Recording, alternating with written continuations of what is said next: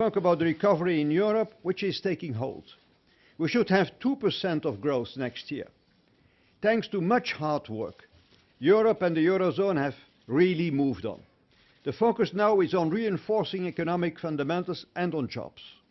And last week saw the finishing touch on the banking union, the centerpiece of a stronger Eurozone. And we also spent some time to discussing energy, especially energy security, and what we can do together to reduce Europe's dependency on Russian gas. Our G7 energy ministers will meet on this soon. We also spoke on... Thank you. First of all, President Obama, it's great to have you here in Brussels, the capital of Europe, in the headquarters of the European institutions. Your visit sends a very strong signal, first of all, to the European citizens.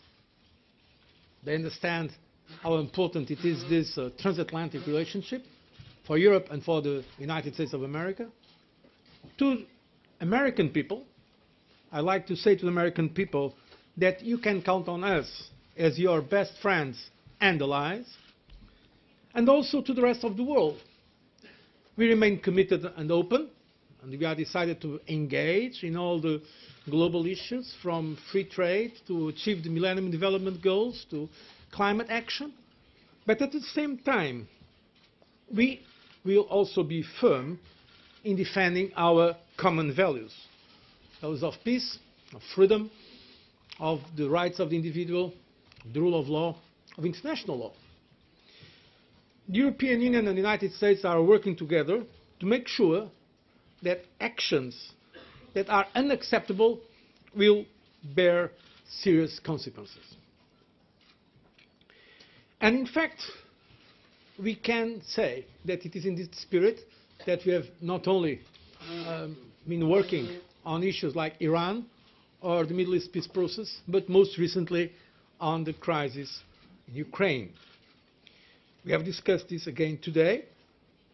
We are determined not only to safeguard and to support independence and prosperity of that country, but also showing that some kind of unacceptable behavior cannot continue.